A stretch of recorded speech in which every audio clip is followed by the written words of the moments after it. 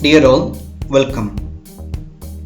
This is Dr. R. Amiruddin, Assistant Professor, Department of Physics, B.S. Rahman, Crescent, Institute of Science and Technology, Chennai.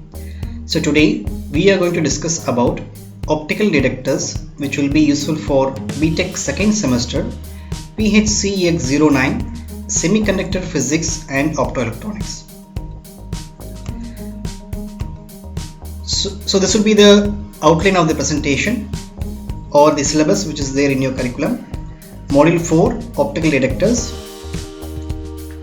So we start with photodetectors, photodiodes, phototransistors and its characteristics, and then we discuss in detail about pin diodes and avalanche photodiodes and its characteristics.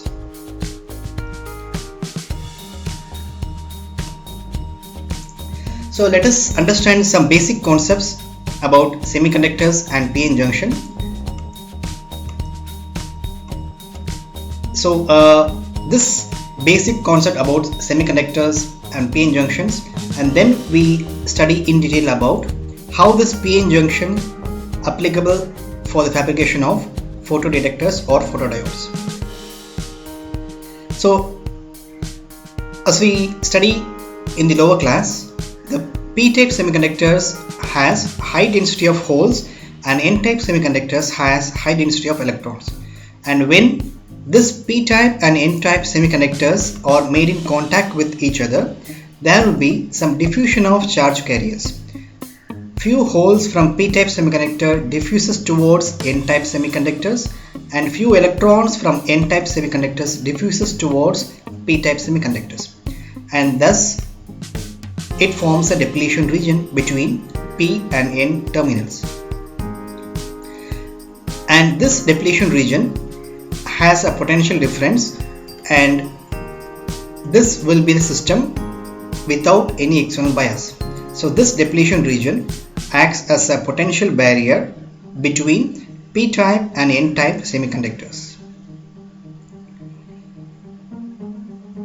Now the same case will be there for forward bias, so wherein the p-type semiconductor is connected with positive terminal of the battery and n-type semiconductors is connected with negative terminal of the battery, and as a result we have repulsion of charge carriers because this positive and positive is being connected.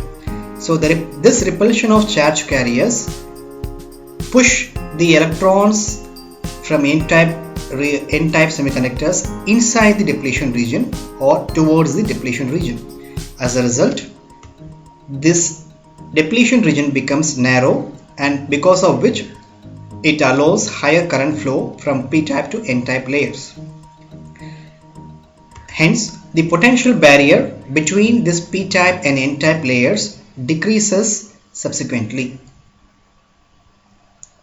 On the other hand, when we subjected this p-type and n-type layers under reverse bias, wherein the p-type semiconductors is connected with negative terminal of the battery and n-type semiconductor is connected with positive terminal of the battery, and in such case we have attraction of charge carriers, and due to which the depletion region becomes wider, and which restricts the flow of current flow from one end to other end.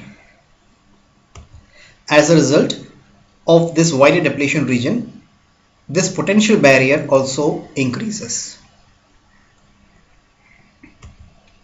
So to conclude, this p-n junction is nothing but which allows the flow of current in one direction and restricts the flow of current in the reverse direction. So in forward bias, the current flow will be very higher, and in reverse bias it restricts or blocks the flow of current.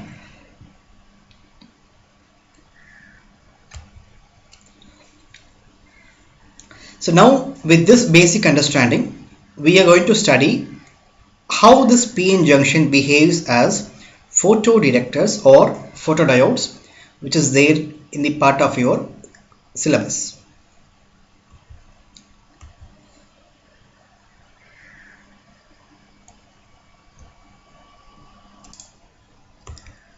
So let us understand the basic concept or the outline of these photodiodes. A photodiode is again a P and N junction, and which converts the incident light or the photons in the form of electrical energy.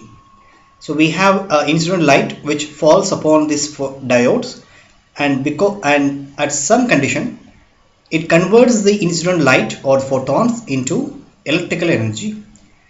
And this photodiodes works on the principle of PN junction under reverse bias condition.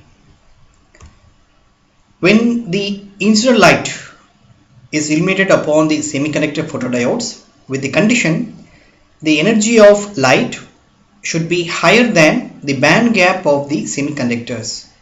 So at this condition the photons are absorbed by the PN junction and we have electron hole pairs which are generated across this PN junction. And the mechanism is nothing but inner photoelectric effect. So under reverse bias condition, the generated electron hole pairs are swept apart from the depletion region due to presence of inbuilt electric field. And this charge separation and transportation enhance the photocurrent of the fabricated photodiodes, and which helps to detect the incident light variation. So this is just a basic overview which we are going to study in detail in forthcoming slide. And to understand in detail about the photodiodes concept, we need to understand the electromagnetic spectrum. So let us, when the wavelength increases and the electromagnetic spectrum will be arranged in such a way that gamma rays, and then we comes upon X-rays, and then we have UV rays, visible rays, infrared rays, radio waves. Now I will just zoom this visible region alone, and on either side we have UV rays and infrared rays. Now if we consider wavelength as x-axis and intensity along y-axis, the 400 nanometer wavelength corresponds to violet region, the 500 nanometer wavelength corresponds to green region, the 600 nanometer wavelength corresponds to yellow region, and 700 nanometer corresponds to red region. We know the relation energy E is equal to hc by lambda, where h is Planck's constant, c is velocity of light, and lambda is the wavelength. And equation 1 can be written as E is equal to 1240, which is product of Planck's constant and velocity of light in terms of electron volt, divided by lambda. Thus the energy and the wavelength lambda is inversely proportional. When the wavelength increases, the energy decreases.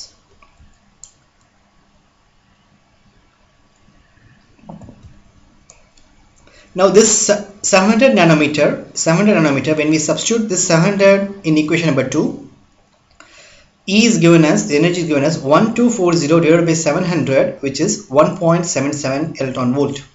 Similarly, when we substitute 600 in equation number 2, we have 1240 divided by 600, which is 2.06 electron volt.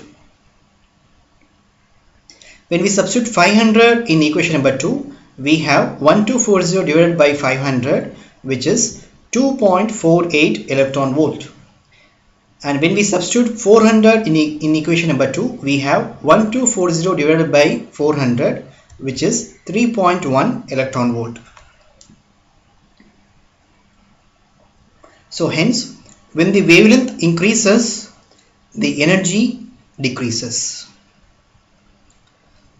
So this is the basic understanding of the electromagnetic spectrum, which will be useful for the understanding based upon photodetectors and its devices. So there are wide range of semiconductor materials such as gallium arsenide, gallium nitride, zinc oxide, and silicon, and we have its corresponding band gap of these materials. Now let us consider The gallium arsenide, which has the band gap of 1.42 electron volt. Now this 1.42 lies somewhere in this region, near to infrared region.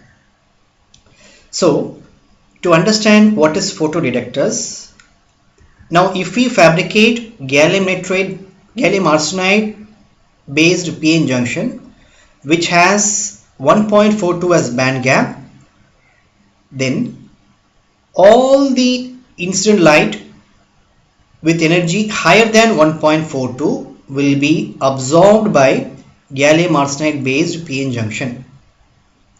I repeat the statement again.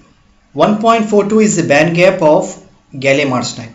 So if we fabricate a PN junction using gallium arsenide, then whatever be the energy higher than 1.42, this region, I mean red, yellow, green, blue and violet, this region will be absorbed by gallium arsenide based PN junction, because this energy such as 1.77, 2.06 and up to UV regime or higher than the band gap of the material, which is 1.42 electron volt.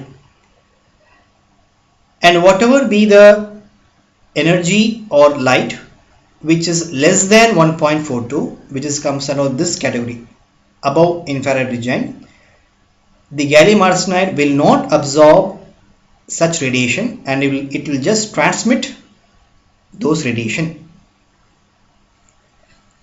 So let us take one more example for clear understanding. We have gallium nitride based semiconductor material which has the band gap of 3.40 electron volt, and 3.40 lies in this region near to UV regime.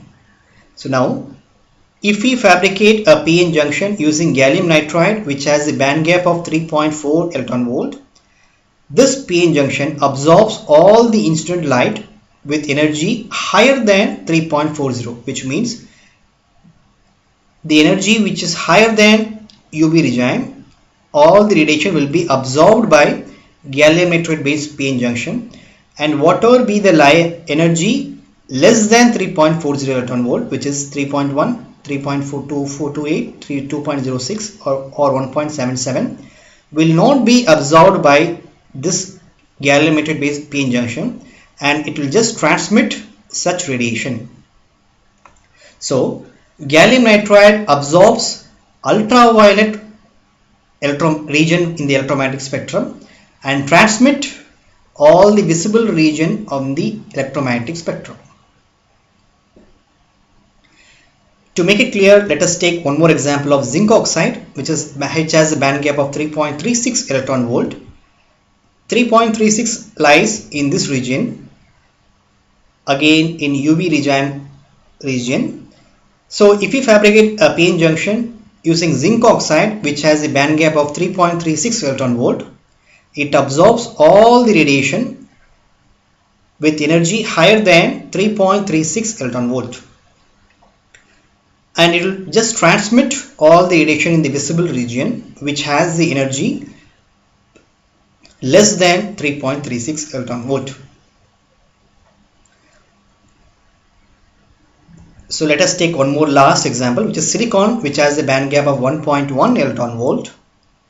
So 1.1 lies near to infrared region, and when we fabricate a PN junction using silicon, it absorbs all the incident light with energy higher than 1.1 electron volt. So all this region which has higher energy than 1.1 electron volt will be absorbed by PN junctions of silicon, and whatever be the energy higher than this region 1.1 electron volt, it will just transmit all the wavelength beyond this band gap region. So this is one of the important criteria to understand the concept based on photodetectors or photodiodes, which means the absorption based upon the band gap. So let us see what is happening after absorption of light. We have energy levels E1 and E2, and when we have ground state and upper energy state energy levels, and we have electrons in the ground state. Now when we have incident light with the condition energy is higher than the band gap of the semiconductors, when it's incident upon the semiconductor, this semiconductor absorbs the incident light, and because of which the electrons gets excited to the upper energy state. I repeat the statement again. Let us go back. We have two energy levels E1 and E2, and we have electrons in the ground state, and we have incident light or photons with energy higher than the band gap of the semiconductors. So when such light is incident upon the semiconductors, the electrons will get excited to the upper energy state by absorbing this incident light. So after absorption, we have electrons and holes, because the excited electrons will leave some kind of holes or vacancy in the ground state.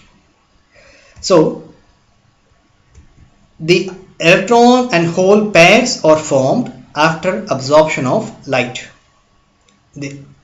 Please remember, the absorption of light takes place only when we have energy which is higher than the band gap of the semiconductors.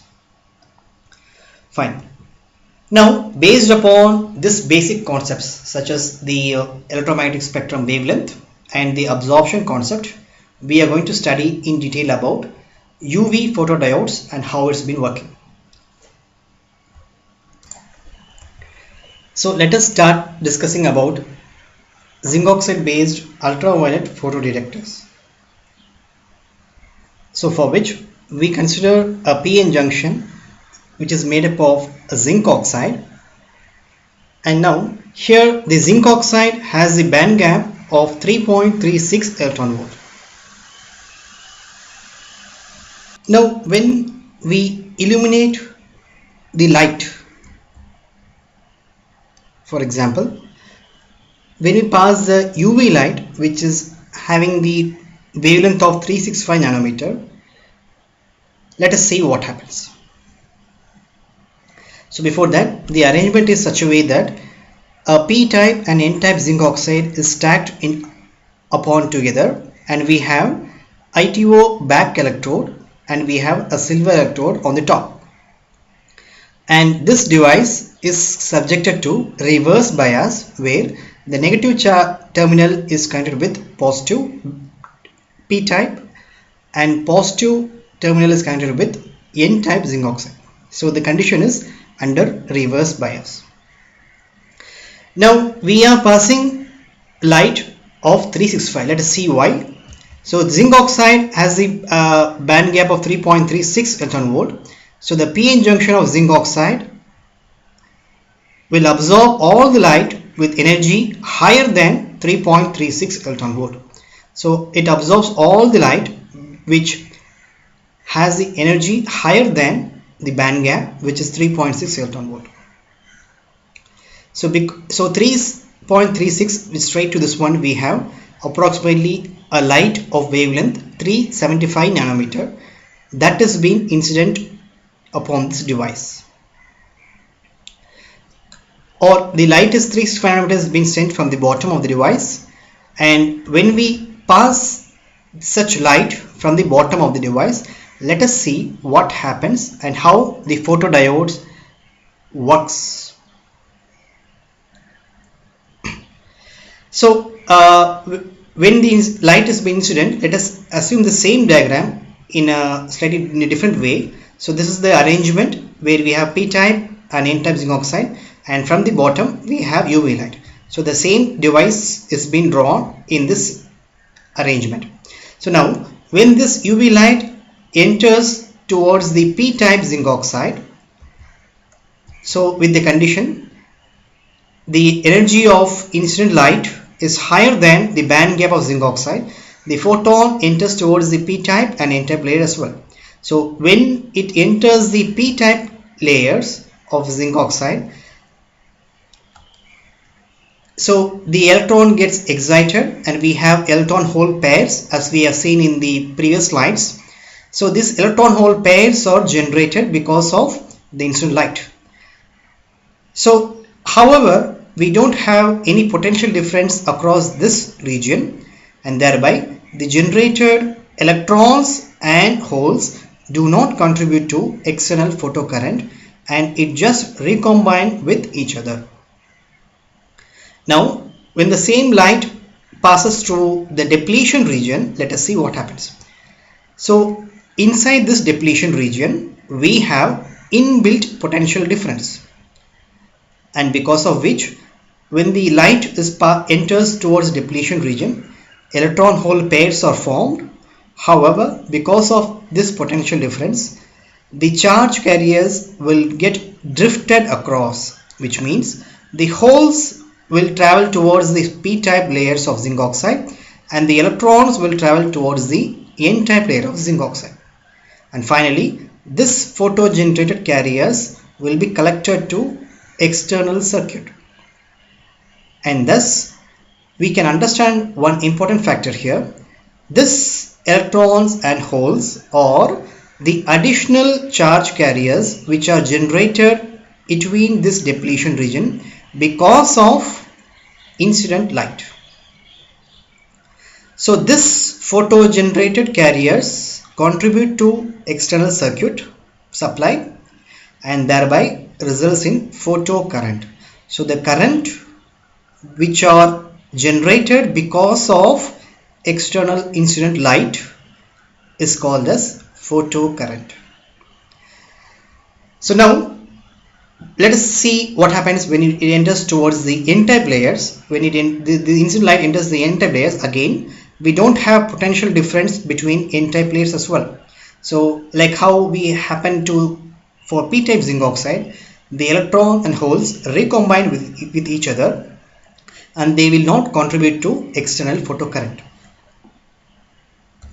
So for photodiodes, the depletion region plays a crucial role because this is a region where the photo generated carriers contribute towards the external photocurrent.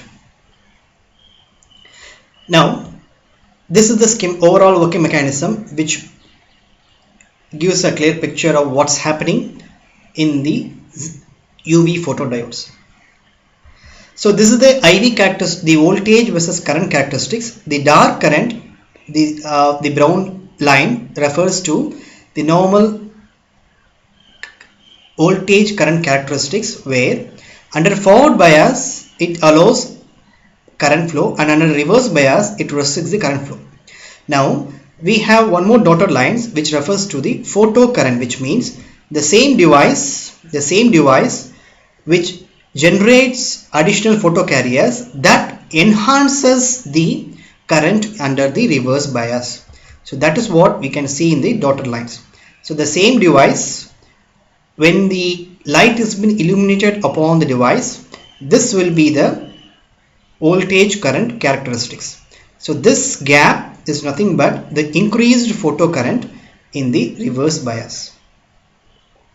So this will be the voltage versus current characteristics under dark condition without incident light, and this dotted lines blue color will be the photocurrent which is generated because of additional photocarriers.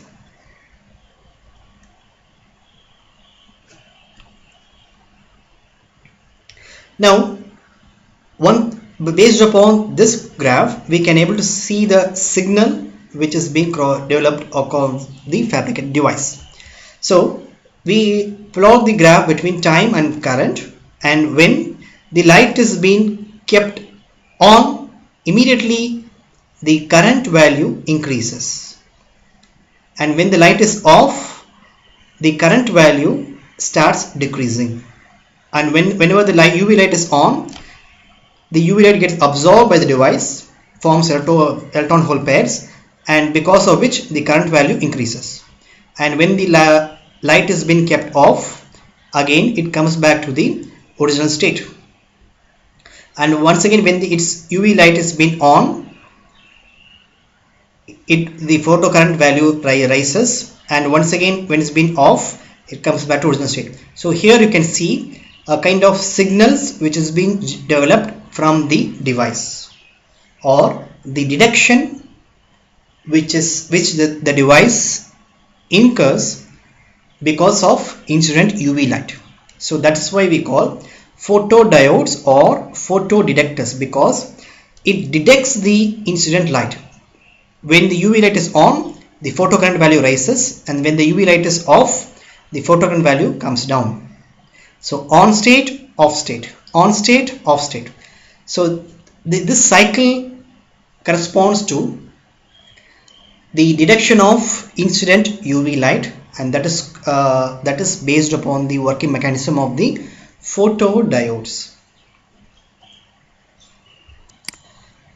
So one of the characteristics of the photodiodes is the photoresponsivity, which is defined as the ratio of photocurrent with that of input power of the UV light, which is calculated by the following relation: the current value under UV condition minus the current value under dark condition divided by the incident power of the UV light. So based upon this difference, we will be able to identify the photoresponsivity of the fabricated photodiodes. So now let us see some basics or the characteristics or the types of photodiodes, and the enhancement in output photocurrent helps in detection of incident light or the photons in the device, and there are three important processes or modes which is involved in the photodiodes working mechanism. So first one is photoconductive mode, the second one is photovoltaic mode, and third one is avalanche photodiodes. So this is the diagram. We have the dark current, which is the brown curve, and the photocurrent is nothing but because of the incident light, and this corresponds to the photocurrent of the fabricated device. Now we have first quadrant, second quadrant, third quadrant, and fourth quadrant. So based upon this current voltage characteristics, we can explain what is photoconductive mode. So photoconductive mode corresponds to the third quadrant of the device, where the diode works under a constant reverse bias condition. So upon the light illumination with the condition energy of light is higher than the band gap, the increased photocurrent in reverse bias condition is shown. So is shown in the third quadrant. Now there is a second factor which is called photovoltaic mode, which corresponds to the condition where the device works under zero bias condition. So here we have zero voltage. Even under zero voltage, we can see some kind of photocurrent in the device. So zero voltage, and we have photocurrent in the device. So when the device works under such condition, we call it as photovoltaic mode, and that corresponds to the fourth quadrant of the device.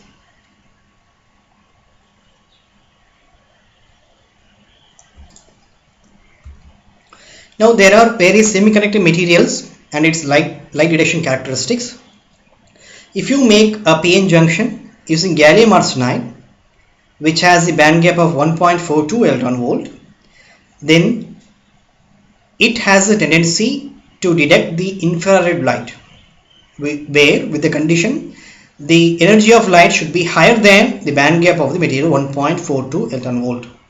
So if you fabricate a PN junction photodiodes using indium gallium arsenide material, which has a band gap of 0.75 electron volt, it has a tendency to detect the incident infrared light with energy of the light is higher than the band gap, which is 0.75 electron volt. Similarly, if you take a gallium nitride based PN junction, the gallium nitride has a band gap of 3.40 electron volt, and it has a tendency to detect the incident UV light with the condition energy of light should be higher than the band gap 3.40 electron volt. Similarly for zinc oxide, which is what we have seen in the previous slides. And now the last one is the silicon, which has the band gap of 1.1 electron volt. This has a tendency to detect the incident visible and IR light with energy of light is higher than the band gap, which is 1.1 electron volt. Now there is a specialty over here. When the same silicon based p-n junction detects the incident visible light under photovoltaic mode, which is under zero bias, that device is termed as solar cells, which is commercially available in the market. The silicon based solar cells works under the same concept, like the absorption of visible range spectra, and which absorbs all the visible and infrared light with energy higher than the band gap, which is 1.1 electron volt, and it works under photovoltaic mode, which is zero bias condition. So coming back to the difference between LEDs and photodiodes, the LEDs works under forward bias and the photodiodes works under reverse bias. In LEDs, the electrons and holes recombination takes place across the depletion region, and the energy is released in the form of photons, light emission. So in photodiodes, when we illuminate the light, the diode absorbs the incident light and electron hole pair separation takes place across the depletion region, and they are swept apart, which results in increased photocurrent. So the increased photocurrent results in detection of incident light. So the LED's color depends upon the band gap of the material. The incident light absorption depends upon the condition where the energy of incident light is higher than the band gap of the material. So LEDs, we have gallium nitride LEDs, and again the same gallium nitride can also be used as gallium nitride based UV photodiodes. So the next category is pin photodiodes, and we are going to see its characteristics. The pin photodiodes is also has a similar device structure with p-type zinc oxide, n-type zinc oxide, and in addition we have an intrinsic layer which is sandwiched between p-type and n-type layers. So the same device structure of p and n junction, which has additional intrinsic layers deposited in between, is called PIN photodiodes. So the specialty over here is, as you all know, the depletion region plays a crucial role in detection of incident light. So instead of forming a depletion region, we are manually depositing an intrinsic layer in between p-type and n-type semiconductor layers. So the working mechanism behaves the same, where the intrinsic intermediate layers plays a crucial role, and this layer has higher area which generates the photocarriers because of incident UV light. Other than that, we have the same working mechanism of what we have seen in a normal p-n junction. So the only advantage here is we have a manually deposited intrinsic layer in between p-type zinc oxide and n-type zinc oxide, and because of which we have some advantages. Let us see one by one. So the first one is the thickness of the active layer, which is the depletion layer, is increased, which results in formation of higher number of electron and hole pairs. Thus the photoresponsivity of the device increases automatically. The second advantage is the junction capacitance decreases, and the third one is the detection time taken by the pin diodes decreases. So we have seen the normal p-n junction diodes is the detection graph looks like this, and when it's PIN photodiodes, the detection time will be very rapid or be very switching very fast. So between the off and on state of the device, the switching state will be very fast. So these are all the advantage of PIN photodiodes. So the next category here is avalanche photodiodes. So the basic diagram or the device structure is same of the PIN photodiodes. However, the only difference is we have higher bias which is applied to the device structure. Approximately 50 volt high voltage is supplied to the device structure so that the device exploits the avalanche multiplication process.